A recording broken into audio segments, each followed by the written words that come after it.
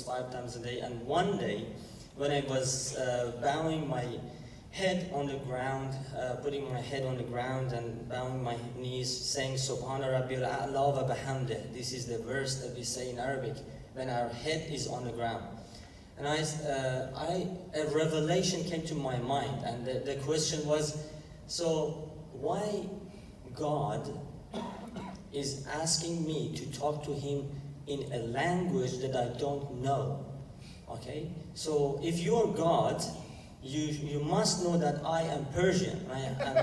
Yeah, love. That's love. Yeah, that's something to laugh really about. And yeah, I asked him and I said, if you're God, you must know that I'm not Arab. Why you expect me to talk to you in another language, and also, you want me to repeat things every day, the same things, you know? That revelation came to my mind, and I said, oh, so that's silly. I'm not going to pray anymore. But I said something to God. I said, God, if you are alive, show yourself to me. Yeah, I'm coming from Iran. Iran, as you know, Iran is a Islamic country at the moment, and I grew up in a Muslim family in southwest of Iran, so like every other Muslims, praying just 5 times a day and knowing that God's name is Allah. And it came to the point that I was almost 17 years old, and my journey with Jesus started from there. As a Muslim, you must pray in Arabic because Allah is Arab. That's what, He understands Arabic. Even we've been told when we get to heaven, even if you are Persian, we speak in Persian or Farsi, we're going to have a 6-month course and we learn in Arabic and then talk to Him. So I'm sorry, but we've been believing in what they've been hearing because of the spirit of fear. So behind the spirit of Islam is the spirit of fear. So I was praying like other Muslims 5 times a day, and one day when I was bowing my head on the ground, putting my head on the ground and bowing my knees, saying Subhana Rabbil A'la wa bihamdih. This is the verse that we say in Arabic when our head is on the ground. And a revelation came to my mind, and the question was, so why God is asking me to talk to him in a language that I don't know? Okay, so if you are God, you must know that I am Persian. Yeah, love. That's love. Yeah, that's something to laugh really about. And yeah, I asked him and I said, if you're God, you must know that I'm not Arab. Why you expect me to talk to you in another language, and also, you want me to repeat things every day, the same things, you know? I get bored if you tell me the same things. But anyways, that revelation came to my mind, and I said, oh, so that's silly. I'm not going to pray anymore. But I said something to God. I said, God, if you are alive, show yourself to me. 7 days after that, not praying to Allah anymore, and waiting for God, a live God, to show himself to me, I had a dream from Jesus Christ. But not only me, my mother, my sister, and myself in the same night. We did have the same dream of Jesus Christ. So Jesus, with 2 white papers, he came to our dream. And he said to my mom, Mary, her name is in Persian is Maryam, which is Mary in English, and said, I am Jesus Christ. Take these 2 white papers and pass them to Amin and Elham. Elham is my sister, and we were behind my mom. My mom got them and passed them to us. When she turned back to Jesus, I woke up. And that time was 5 o'clock in the morning. So I'm an engineer, and numbers are important to me. I still remember, and I tell you why. So And I said, what's wrong? Who is Jesus? As a Muslim, you think that Jesus is only a prophet. Good prophet of love. Actually, that's what they tell us. And I said, what was those 2 white papers? And in the meantime, I was thinking about that. I heard my mom and my sister were crying in the other bedroom. I ran away to them, and I said, what's wrong with you? Why you are crying this time of the day? And they said, we did have a dream from Jesus. And I said, are you serious? And they said, yes. And I said, I had a dream about Jesus too. Please share it with me. So when they shared with me, I bowed my knees, I joined them crying. I don't know for how long, but we cried, and we said, God, what do you want to show us? Because we didn't have no information about Christianity. The Bible is not a free book to buy in the bookstores in Iran. So you can't find Bible. But the story didn't finish here. God didn't leave us to this point. 5 hours after that, 10 o'clock in the morning, one of our friends knocked the door, and he came inside, and he put a Farsi Persian Bible on the table. And he said, I am sent by God to share this word with you. I want to tell you, Jesus is not only a prophet. Jesus Christ is the Word of God, whom became flesh. He came. He left heaven. He died on the cross for you and I. For those who come to believe in Him will be forgiven. And my mom stopped him, and he said, why you didn't share this before with us? Because we knew him for 5 years. You see? And he said, I had to come today. And my mom said, we did have the same dream of Jesus Christ last night. And he said, what do you mean by we? He said, me, my daughter, and my son. We did have the same dream of Jesus. And you are telling us about Jesus. What's going on? And he said, are you serious? What was that dream? And then my mom shared the dream. He bowed his knees and he cried for half an hour. He was weeping. We said, what's wrong with you? And then he said, you know what? You said 5 o'clock in the morning you woke up of that dream. 5 a.m. I heard Jesus' voice in my room. And he said, son, get up, take my word to Amin's house. They are ready to hear my word today. So the God that you and we are serving is a live God. Even in the countries, clap for Him. Worship Him. Worship Him. With clapping. Yes, He deserves it. So the God that we worship is coming to people's life, even in the countries that Christianity is forbidden. Those white papers, my sister and I, in natural, we received those 2 white papers. Long story short, I became a petroleum engineer in Iran. I started to work in National Iranian Drilling Company. And also other companies like China National Logging Corporation. And when I was working on the oil and gas rigs, 2 weeks on and 2 weeks off, so I had my New Testament Bible with me, covered with a newspaper, I had to, so for people to don't, see the cover. But anyways, so one day I didn't pay attention and something happened, and I was in rush. I had to get out of my unit, and my colleague was there.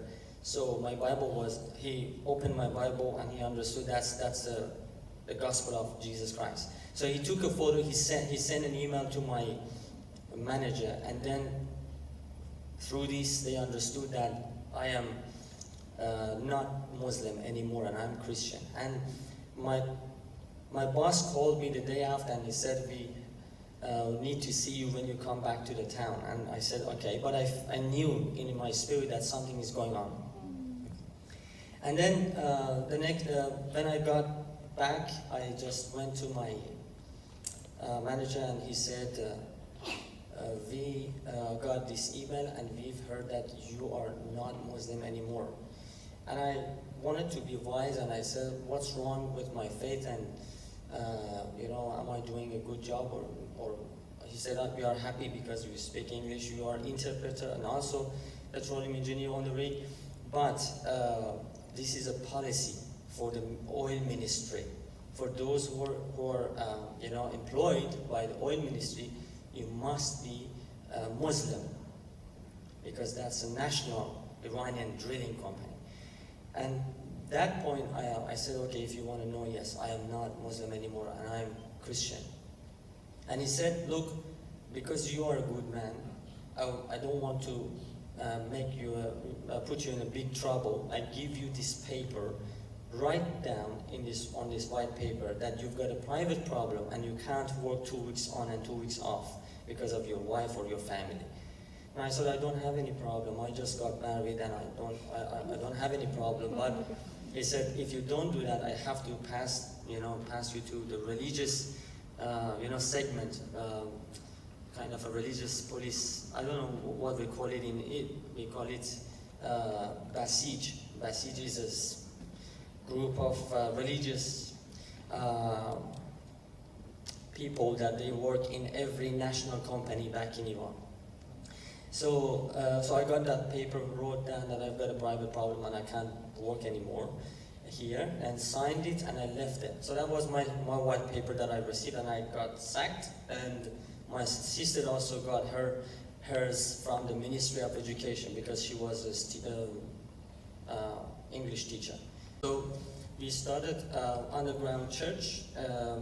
We did have a couple of Christian channels on satellite from America. Iranian pastors used to have and still have programs, and they used to give us teaching.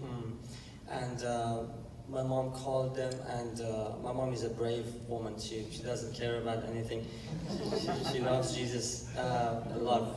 And she called them, and with my dad's mobile actually, which after that phone call we received a really strict text from the center, and they said, we know that you contacted to the Christian channel in America. If you do that again, you will be followed by, I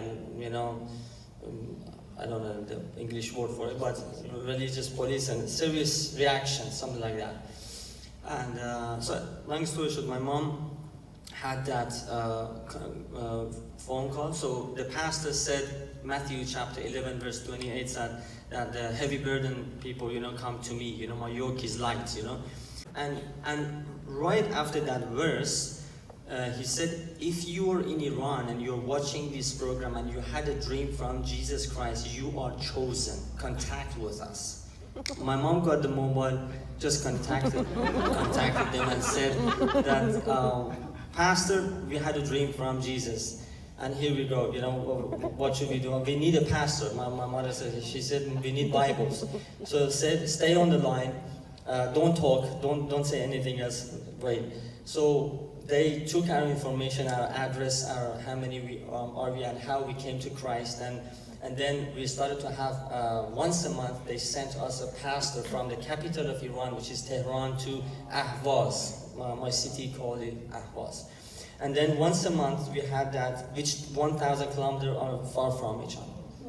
So they came, and we started to have our underground, church or house church, whatever we call it.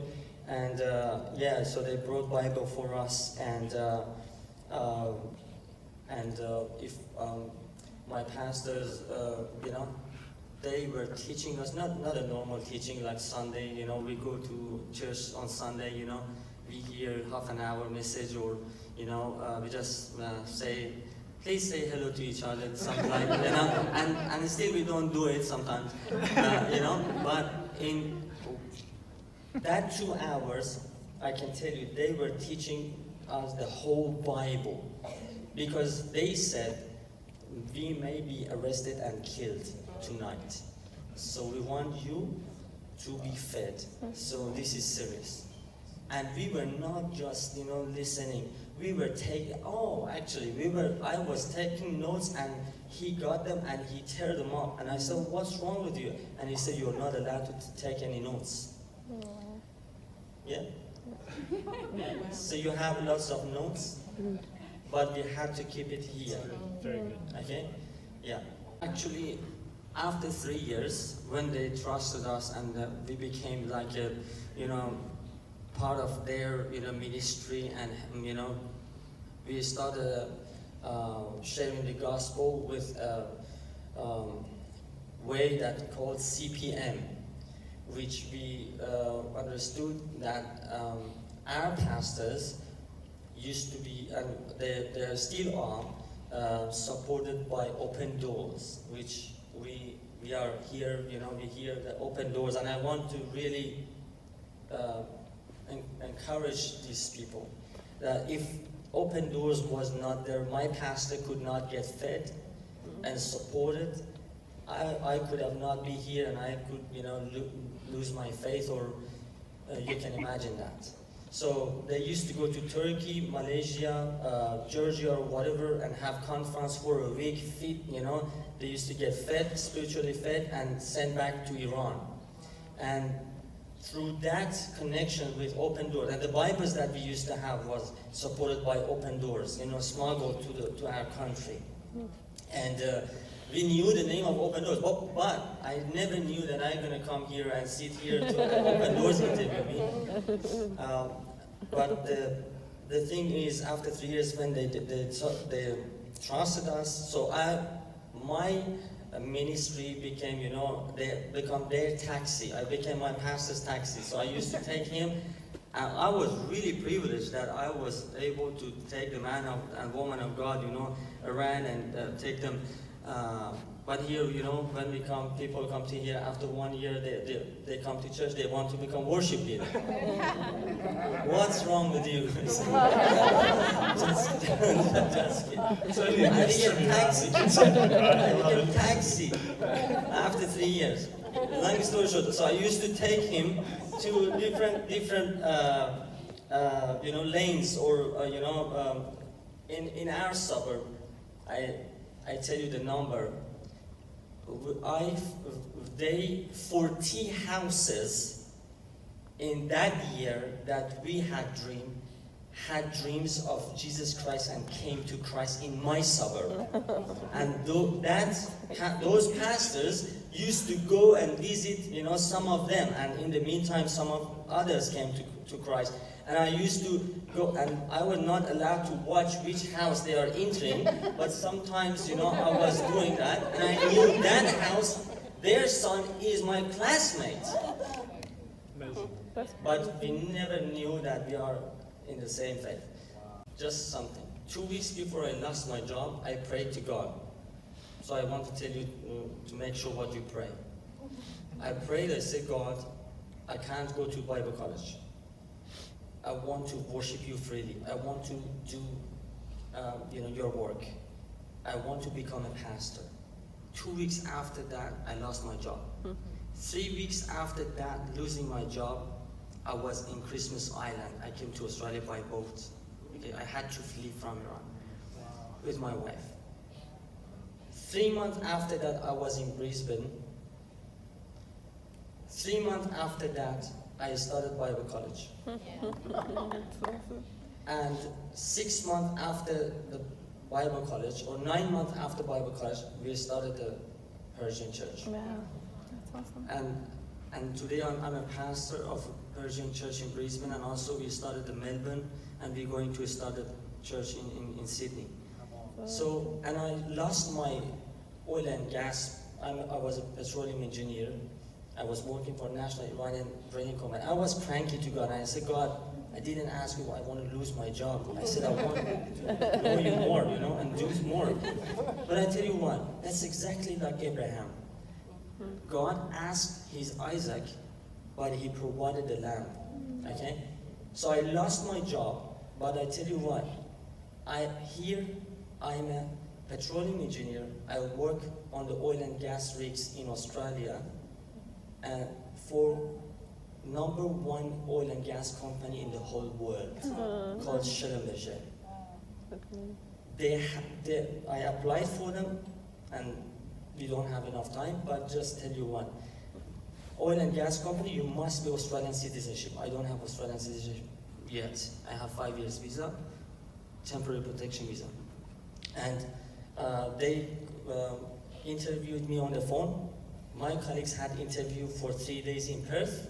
They interviewed me on the phone, wanted to ask me 3 questions. They asked me 1, and they said, we are happy, we're gonna hire you.